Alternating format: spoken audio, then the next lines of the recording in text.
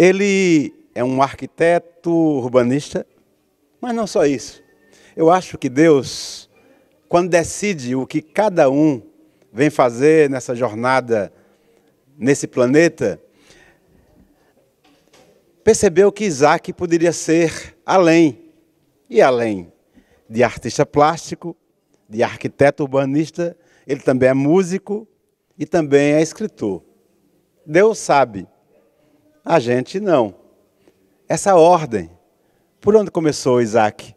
Músico, artista plástico, escritor. Conte pra gente um pouco do início dessa jornada. Ivan, eu acho que a ordem, pelo que eu vou conseguindo me lembrar, né? Eu comecei cedo, já pintava, já gostava de desenhar muito. Desenho artístico, né? Não era muito... Depois comecei até a ganhar dinheiro. Como criança eu já ganhava dinheiro desenhando, fazendo cartazes para as estudantes de magistério, né? Você já era um artista empreendedor. É, eu já ganhava, porque elas tinham dificuldade de...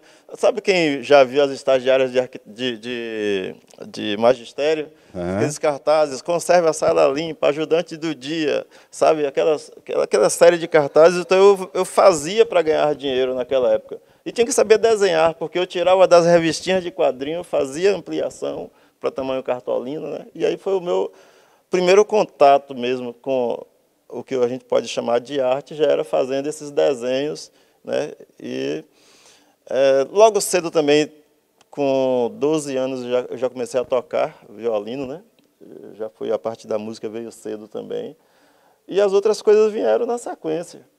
O violino é um instrumento, ao longo dos tempos, tido como o piano também, um instrumento da elite. Como é que você enveredou por esse segmento da música, do instrumento com o piano, com o violino? Rapaz, é até um pouco engraçado essa parte aí. Porque primeiro eu comecei a tocar na igreja, né?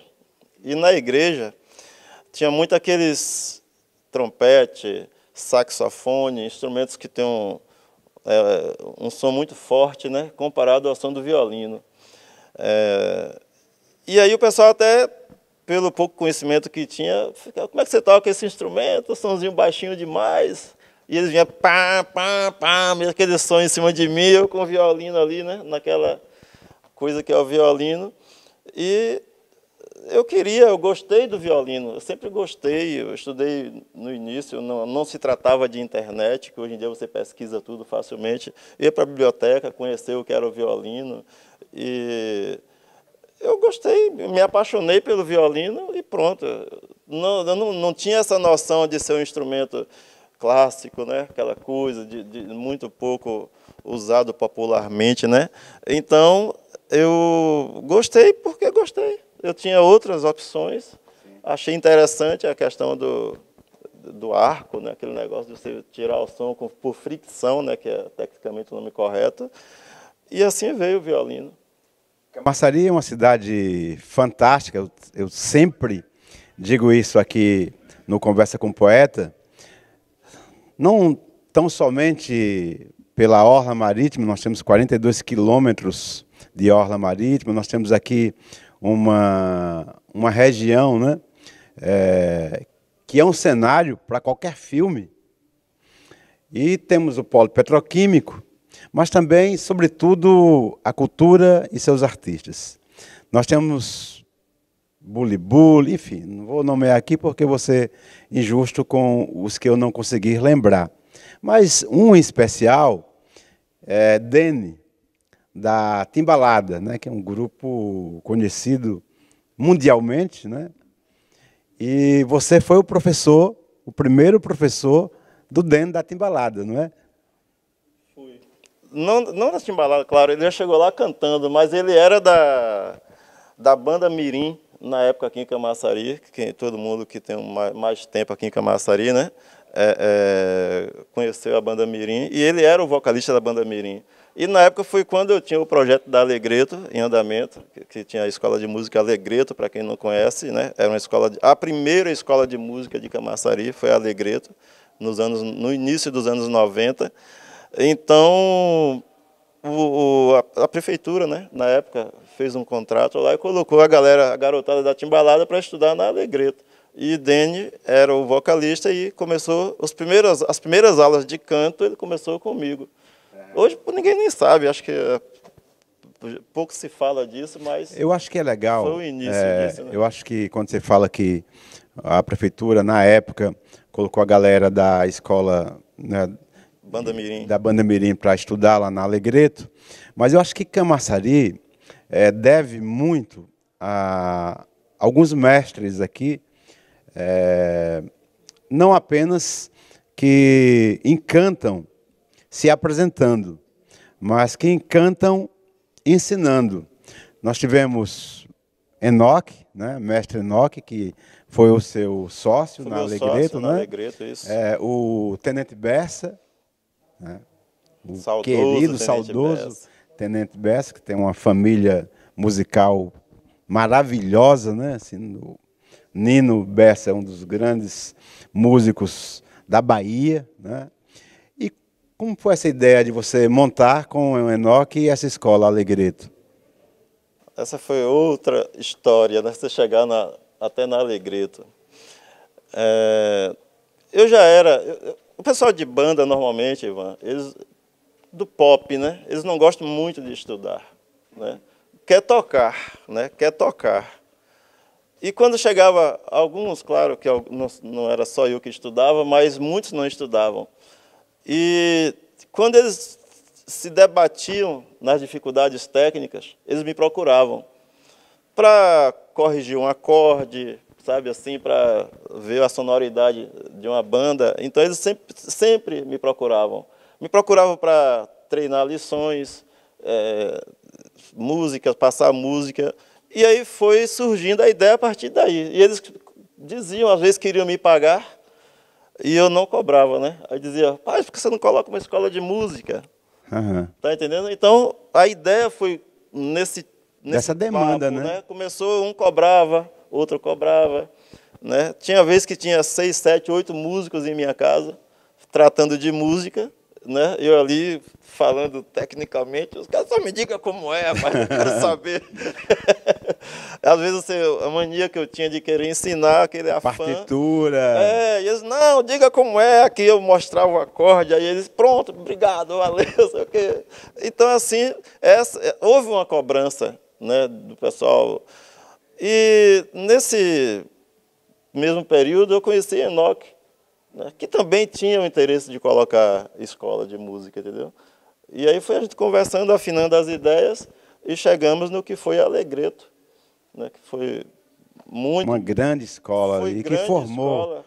Tem gente que não sabe, a Alegreto, nós tínhamos um cadastro de reserva, porque não tinha vaga, de 120 alunos esperando abrir vaga para entrar, para aprender violão, que era o instrumento mais procurado, né? Já tem vaga, era um, era outro, a gente não tem vaga, porque eram apenas 2 salas, era lotada a escola, você Sim, lembra, lembro, que era claro. muito forte, muito grande. Tivemos bons professores, né, também, além de mim eu tinha vários outros professores que ensinavam, o próprio Enoque. Assim surgiu, mais ou menos dessa forma aí surgiu a Alegreto. Depois, você também vereador pelo teatro, né, como cenógrafo. Lembro que você fez um cenário lindo para um espetáculo que eu montei aqui. Inclusive, teve um festival que você foi o vencedor, né, um dos vencedores. Melhor né, cenógrafo. Melhor cenário.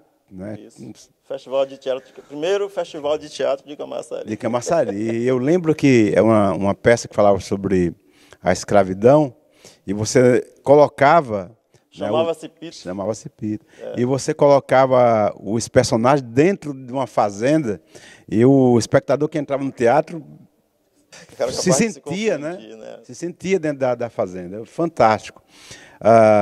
Você também é escritor, músico, já estamos falando, e também arquiteto. Mas antes de falar sobre tudo isso, queria falar um pouco sobre a tua infância, porque você é de Camaçari. Você nasceu em Camaçari ou você nasceu...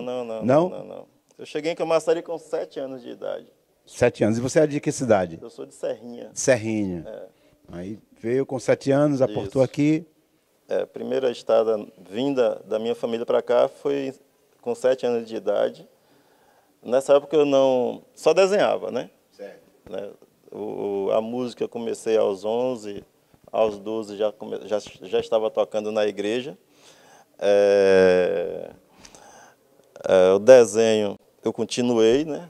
Paralelo à música. E depois você falou, veio o teatro, mas foi bem depois o teatro, né? Tivemos o grupo Ribalta. Ribalta. Né? Viajamos, inclusive, né? Várias viagens, mais de 30 foi fantástico. atores, era muito bacana o grupo Ribalta. Aí chegamos no nosso tempo de faculdade, aí terminamos, né? Eu fui para Salvador e aí entrei na Federal. Você também, na época, né? Eu fiz letras, né? Letras e tal.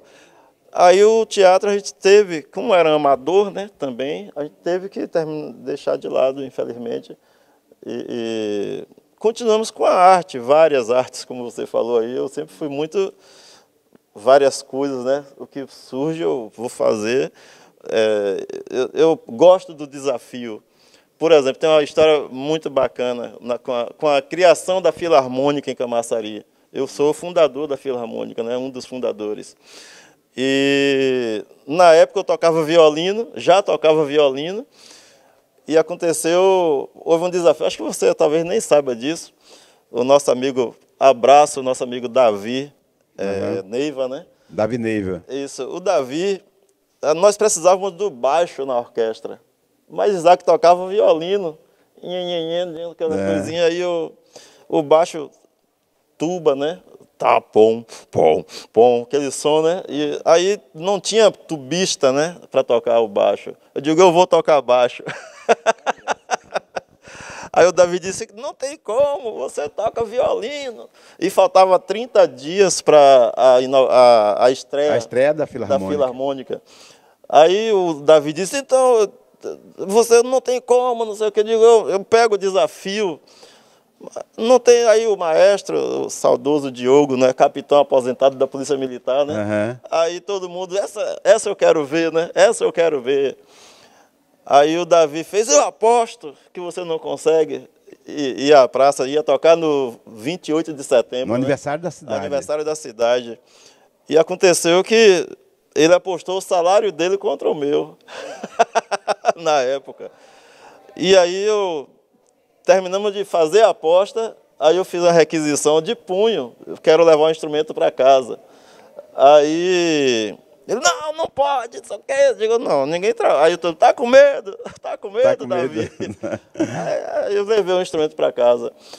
Primeira semana, Ivan, eu não consegui tocar mais de meia hora por dia, porque os lábios inchavam, eu não tinha embocadura, né? Termo técnico, eu não tinha embocadura para exercitar por mais de meia hora, que os lábios inchavam, eu ficava parecendo um pato, com aquele negócio grandão assim, sabe?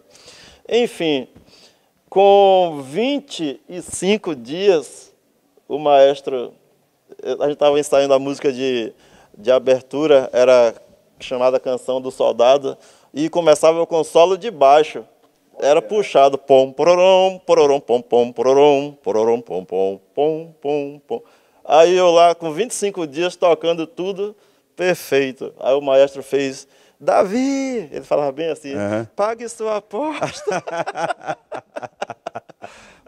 Não, tá tendo falha. Tá tendo falha. Toda assim, o Davi, você que sabe mais do que o maestro.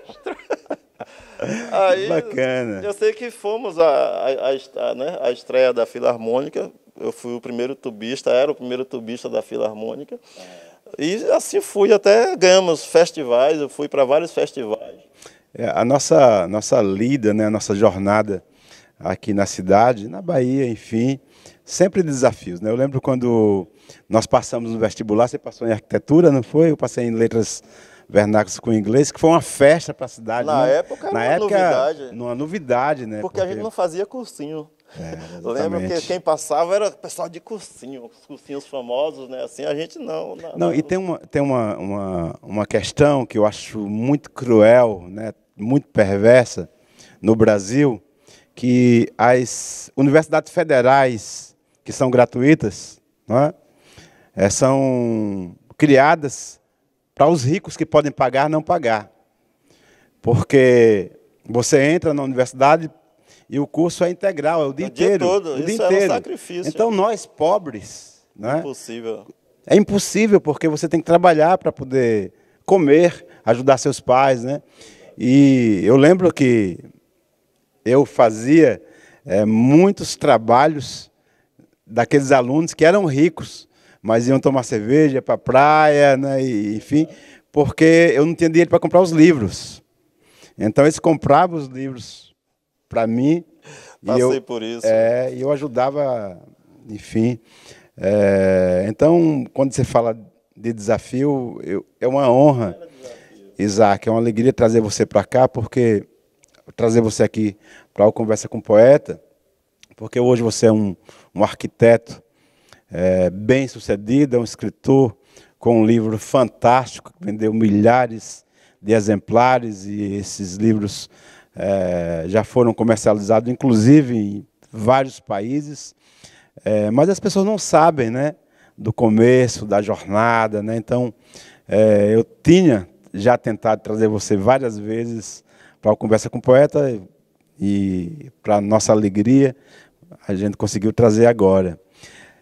Aí veio a questão do livro, né? Você se torna um arquiteto e sempre um grande empreendedor, e aí você pensou, eu tenho que ajudar as pessoas que tenham, né, menos dinheiro para fazer suas construções, e aí você escreve um livro. Eu queria que você falasse um pouco dessa sua jornada como escritor, como arquiteto. A arquitetura começou, né, como a gente falou, logo cedo, quando entrei na Federal, na época, que foi como você, eu e outros que entraram conosco naqueles anos. Foi uma surpresa. Eu me lembro sempre que, na época, hoje em dia é tudo fácil, internet, mas na época, quando saía a lista da Federal, era anunciada no rádio, né? Na FM e tal. Não, no Jornal à Tarde também. Saía a lista no jornal. Eu lembro que alguém me falou que eu tinha passado, e eu não tinha dinheiro para comprar o jornal. Eu ficava procurando quem tinha o Jornal à Tarde. Então, aconteceu uma massa do jornal comigo, né? Quando saiu, eu também não escutei no rádio. Uhum. E disseram, Isaac, ouvi seu nome, você passou. Eu, puxa, aquela uma agonia de vida. E a gente não acreditava, não, né? Eu digo, eu vi, você falou na cidade, na época Rádio Cidade, né? Sim. E tal, e outras FM, Itapuã, não sei o quê. Passou o nome, eu digo, não escutei, meu Deus. Aí já passou, eles liam e pronto, né? Aí agora é só comprar um jornal no outro dia, de manhã cedo. Aí eu consegui, naquela época, falando em dificuldade, eu vendia cavaco na escola, na porta do Helena. Certo? A gente fazia cavaco, meu irmão vendia geladinho, fazia cavaco. O que é cavaco para as pessoas? Cavaco, gente, aqui para nós, no Nordeste, Sim. é aquela massa de pastel, só que sem carne, só com açúcar. Tá. Né? Aquele crocante, né? É muito gostoso. Então, é a mesma massa do pastel, só que você faz... Com açúcar. Mela no açúcar, lá fica doce e tal. Eu tinha o dinheiro para comprar o jornal, entendeu? Mas era desse trabalho. Não, você já era rico, você tem dinheiro para comprar o jornal. Você pode entrar como humorista, além de poeta, de outras coisas, mas você tem aí um monte. Aí, eu fui comprar o jornal e... agonia, o jornal vinha 5 horas da manhã para cá, exatamente. Né? Aí eu peguei de manhã, levantei 4 horas da manhã. Eu quase não dormi de noite, eu estava ansioso para ver. Né? Aí eu cheguei no Derba, Ivan, olha só, tinha centenas de pessoas 5 horas da manhã para ir para o polo petroquímico, pegar o ônibus, o carro ali, né? Cheio de gente. Quem se lembra da época era assim, 88, 87, né? Aí eu, naquela banca que tem no Derba ali, na esquina, peguei o jornal, aí fui lá ligeiro, aí Isaac, Mota de Cristo. Um bocado de gente. Aí eu, isso aí dando cada pinote assim, a galera toda olhando assim, deve ser maluco esse cara. Não, e era motivo de comemorar, né? Comemorar. Eu lembro que comecei a fazer letras vernáculas com inglês na UFBA, 2 semestres. Quando ia para o terceiro, eu fiquei desempregado, né? e que eu trabalhava à noite numa farmácia. Eu chegava correndo da faculdade, começava às 18 horas e até 22 horas, aí teve uma recessão, nós saímos, os funcionários, 80% dos funcionários foram demitidos, eu fui um deles. E eu lembro que na época não tinha ônibus universitário, né? Que nem pensar. Então não tinha dinheiro para pegar ônibus, assim. E meu pai, uma vez ele falou assim, eu falei que ia desistir, ele disse, olha, eu tenho uns 60 anos, mas enquanto eu tiver força nos meus braços para trabalhar, você vai estudar. E aí, ele me deu, acho, na época, eu não lembro quanto, 10 reais, 20 reais, eu fui. E na volta... Na época não era real. Não era real, Era não cruzeiro Cruzeiro, real, né? E eu lembro quando eu voltei, estava chovendo muito. Quando eu cheguei ali no POC 1, que é onde eu morava, que é um bairro de periferia, aqui em Camaçari, eu cheguei ali perto do Sendes, que agora é Policlínica, estava chovendo muito e um monte de gente na frente da minha casa, né? E aí eu saí correndo, quando cheguei lá, meu pai chorando, minha mãe, meus irmãos. Nossa casa tinha caído, né? Que era uma casa de taipa, só tinha uma Eu parte. lembro. A casa Lembro caiu, daquela casa, né? assim. E eu desempregado, assim, eu falei, olha, não é justo, né? Poxa, um cara inteligente, com saúde, não ter onde trabalhar, eu não vou ficar nessa cidade. Foi quando eu peguei 3 pedaços de papel, coloquei um São Paulo, outro Brasília, outro Rio de Janeiro, amassei, joguei para cima, peguei um e deu São Paulo. Foi quando eu fui para São Paulo, né? Enfim, então eu acho que essas histórias, elas devem ser contadas, porque agora, Isaac, nesse momento em que estamos celebrando a vida, a arte, a cultura, muitos jovens estão, às vezes, se perguntando, né, como irão se alimentar no próximo amanhecer, e muitos, né, enveredam por caminhos que não são saudáveis, porque acha que não tem saídas. Mas há saída. Porque, acreditem, há um mundo visível, que é esse, que a gente vê os nossos amigos, os pais, né, nossos colegas de trabalho, outros artistas, mas há um mundo espiritual que os anjos de luz estão por toda parte.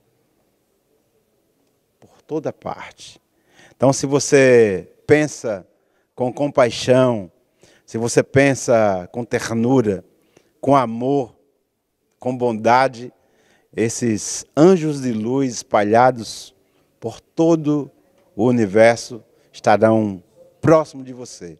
Foi assim com Isaac, é assim com Isaac, é assim comigo, é assim com todos aqueles que acreditam que o amor, que a ternura, que a compaixão é esse grande caminho. Então não desista.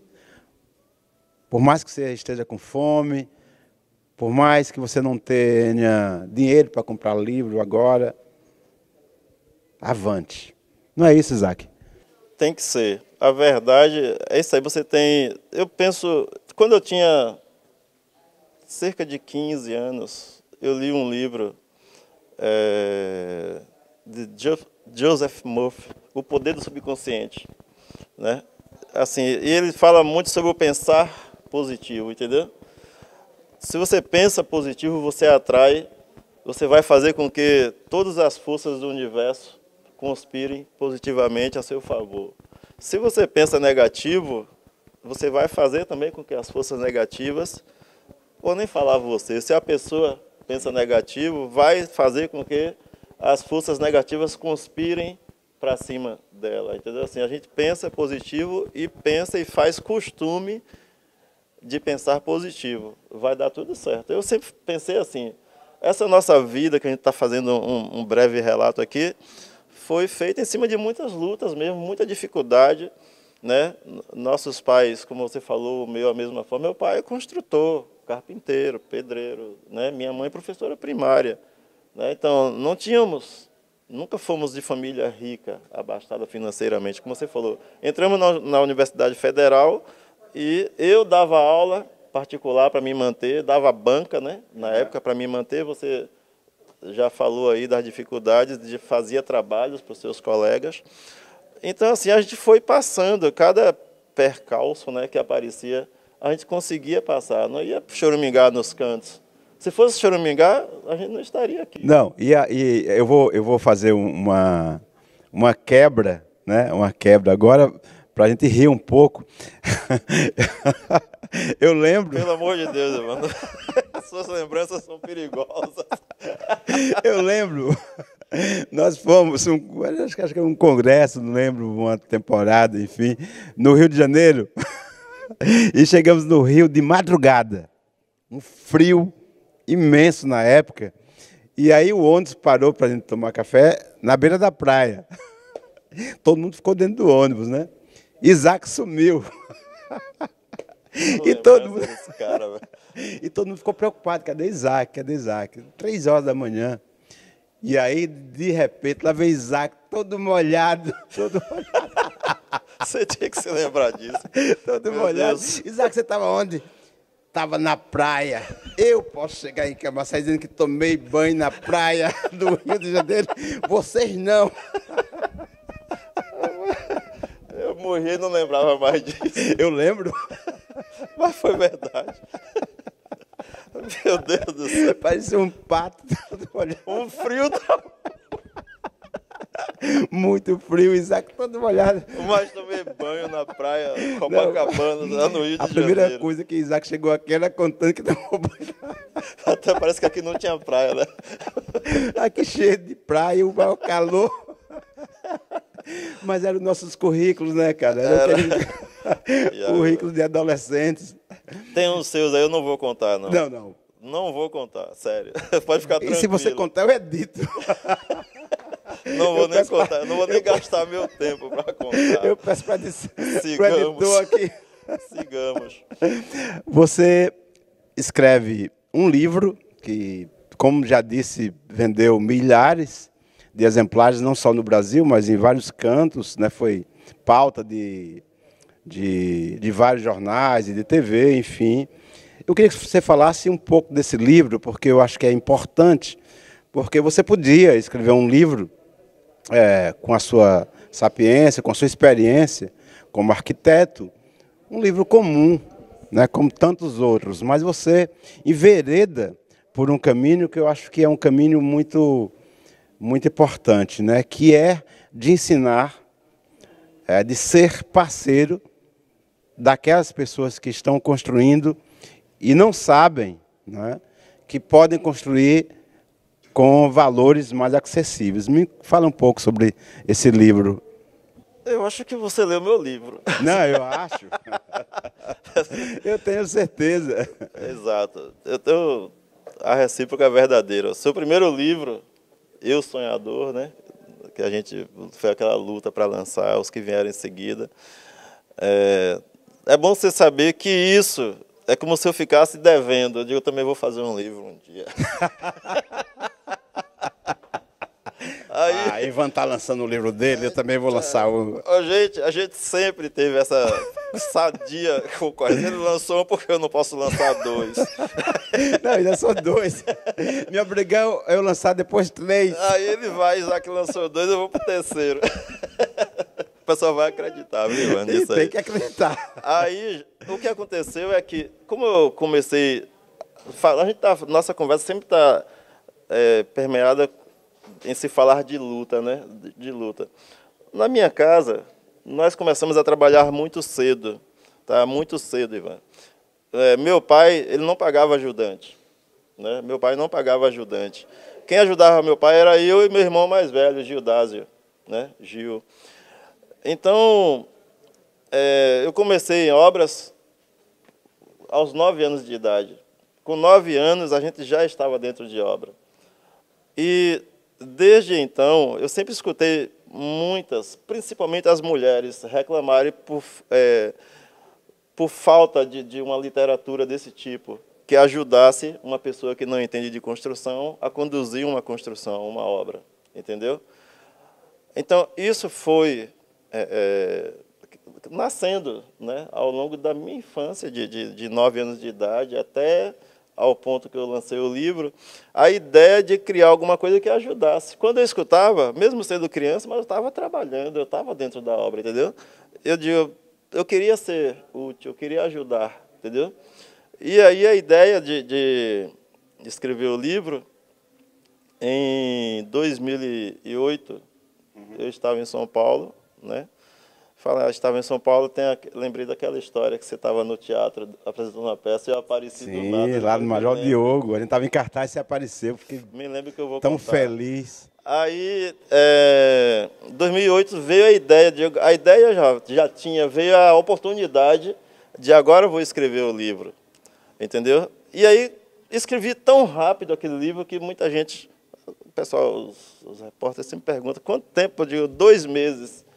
Em 2 meses eu escrevi, só que a ideia foi montada em toda a minha vida, né? A ideia de fazer o livro veio surgindo desde os meus 9, 10 anos de idade. E foi a ideia de que ajudar, né, mesmo a dona de casa, ao leigo, né?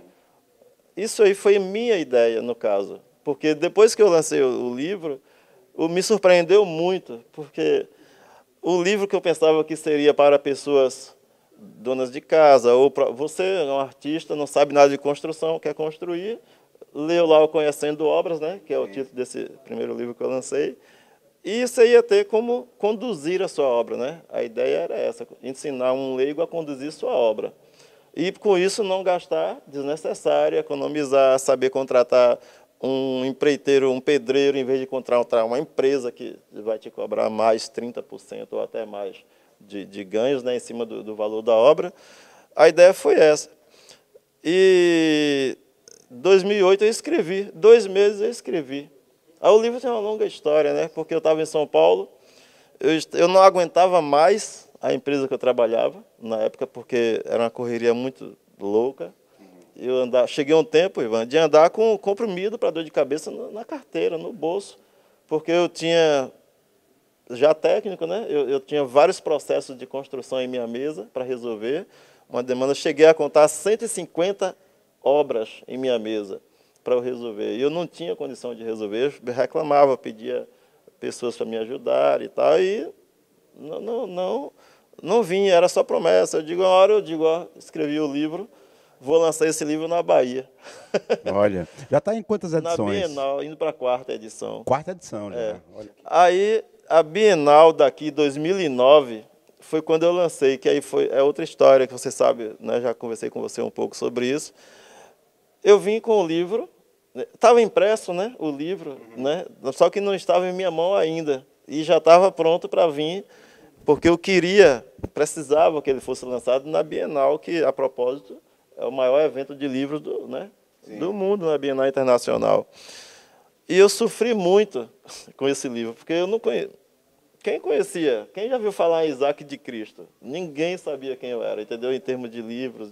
Não, eu lembro, é importante você falar isso, da questão também do marketing que você fez, né, para lançar esse livro, que foi maravilhoso. Exato. Aí quando eu vim para cá, aí eu fui para a Bienal, bati em várias portas, várias livrarias, vários estandes, e ninguém, quem é a editora, quem é o autor, nunca ouvi falar não dava a menor importância. Até que a MG Livro, né, acatou a ideia.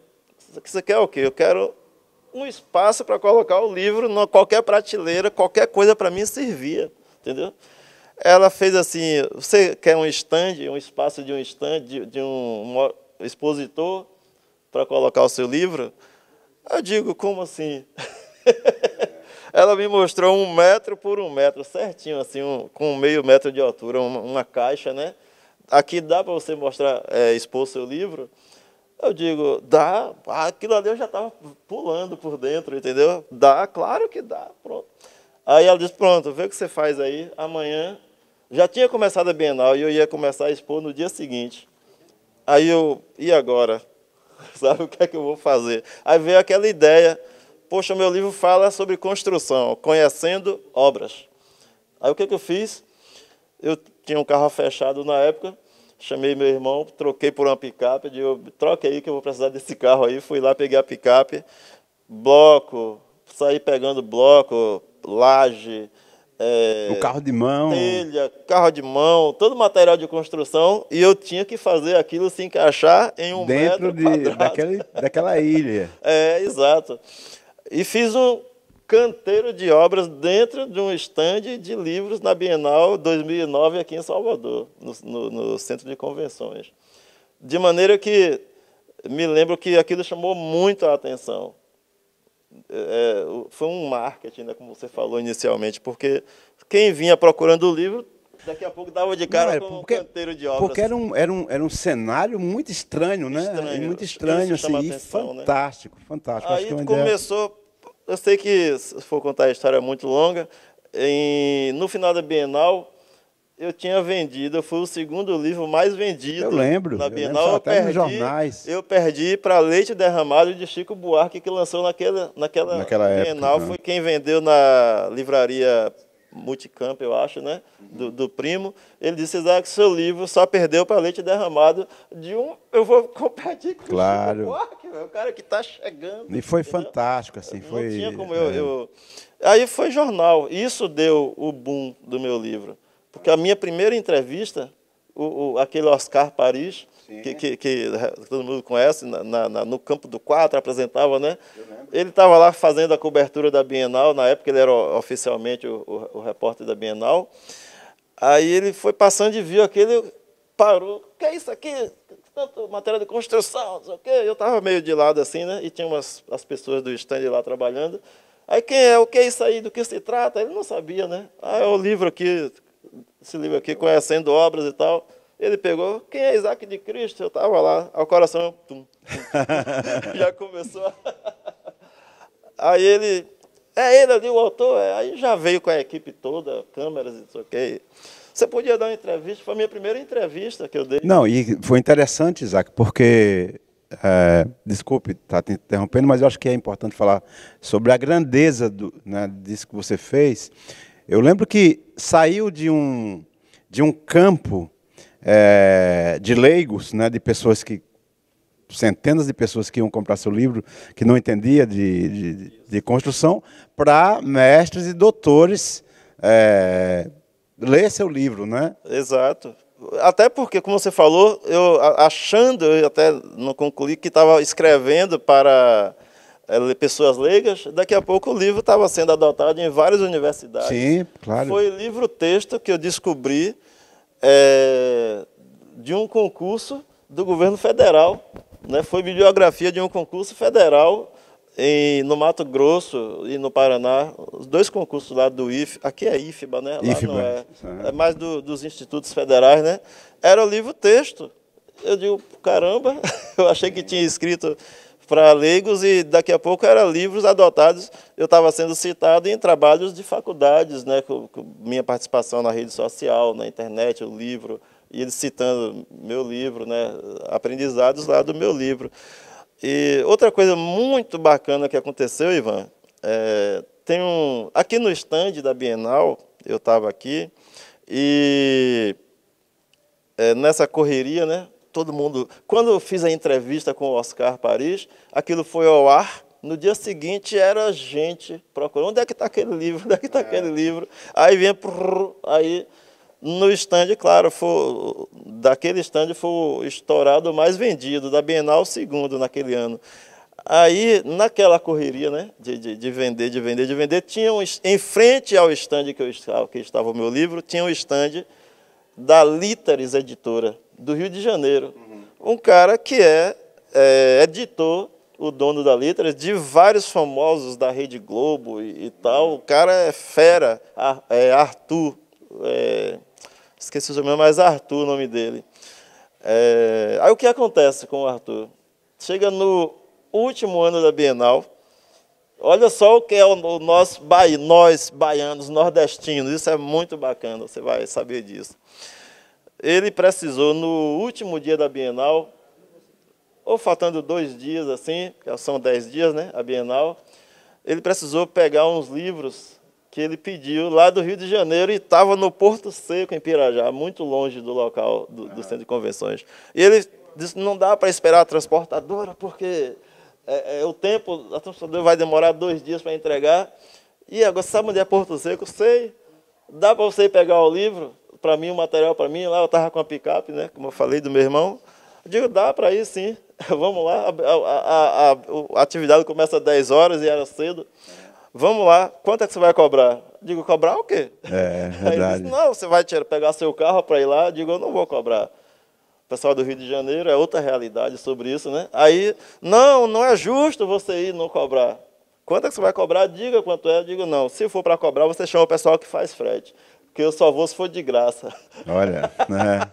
Aí ele fez, olhou um para o outro assim, aí fez, com sócios dois.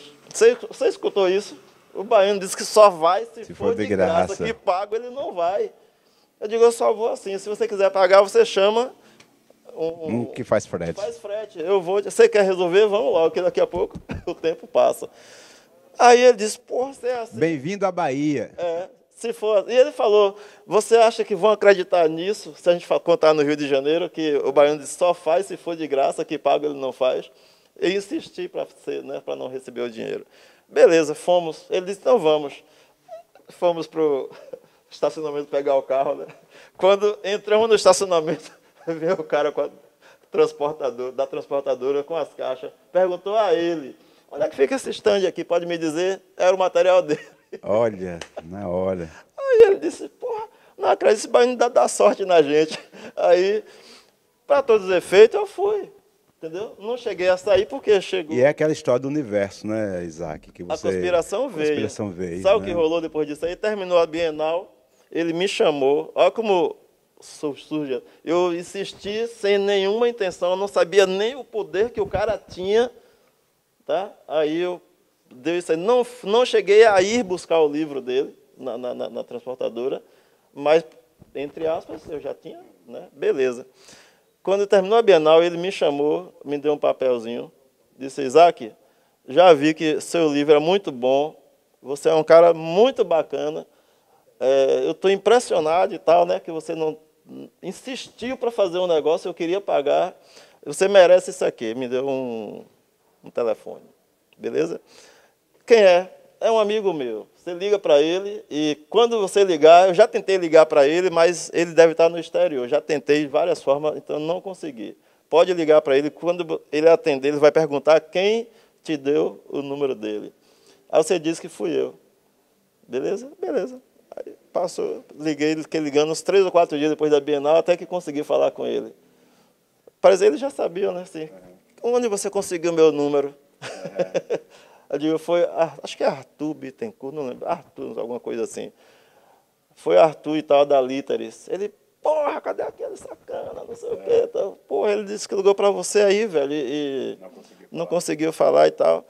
Resumindo, o cara é editor-chefe da Rede Bahia aqui. Aí, e qual é o problema? Me conta aí, por que ele me deu o meu número para você? Ele disse que era para eu falar do meu livro e tal, eu comecei a falar. Ele disse, pronto, não fala mais nada não, já comprei seu livro, já sei, já entendi tudo, vou marcar para você fazer uma entrevista lá, não sei o quê. Aí foi outra já, Rede Bahia, né?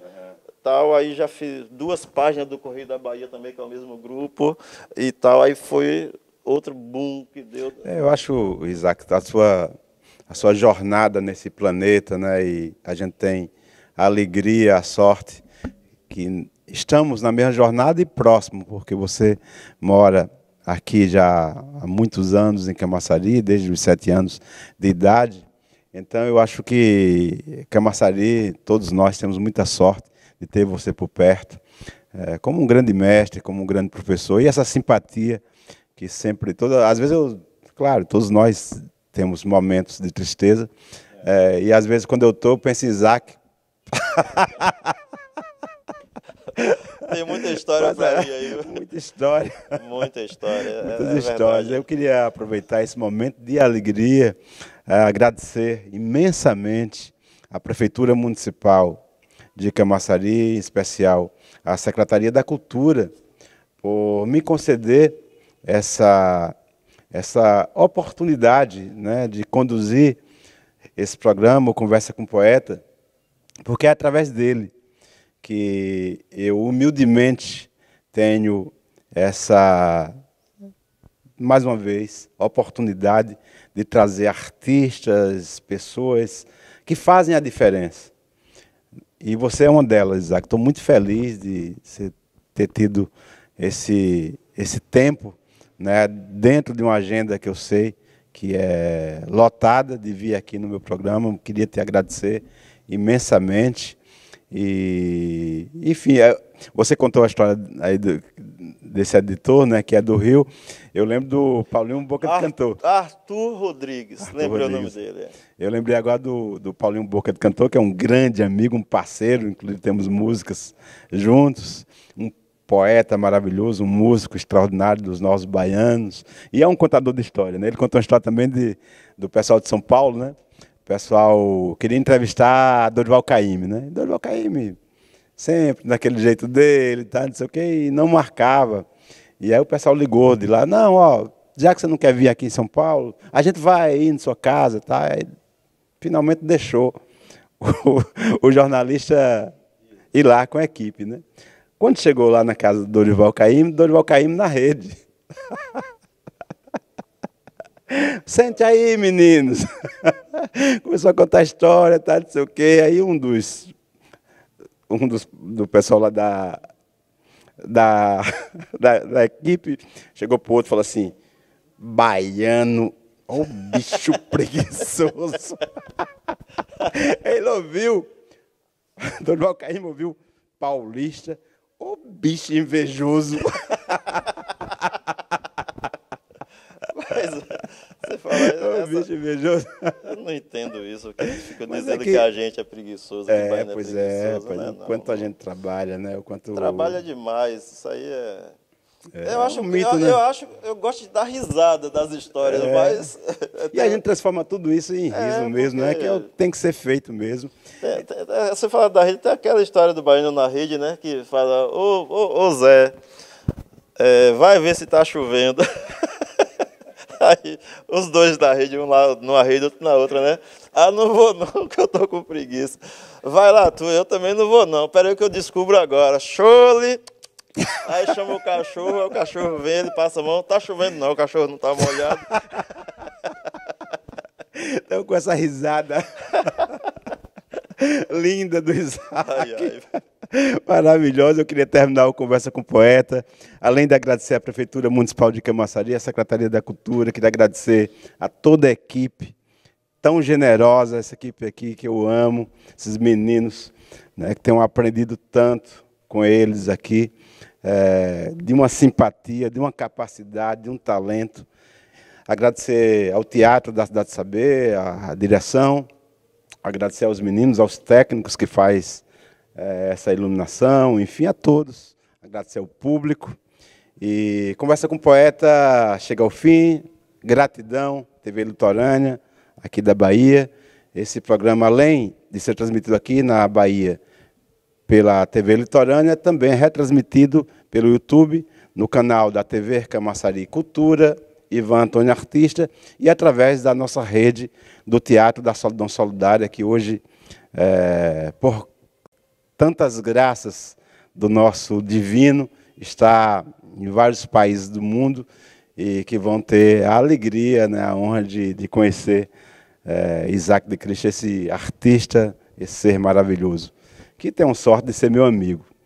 Isaac, muitíssimo obrigado. As palavras finais contigo. Não, só tenho a agradecer a você pelo convite, a equipe aí, a galera, muito maravilhosa também, concordo com você. Venha para a arte, né, que você não vai perder nada, só tem a ganhar. É isso aí. Venha para a arte, não armas. Chega de armas, livros, teatro, música, dança, artes plásticas, capoeira, educação. Chega de armas. Conversa com o Poeta. Um beijo.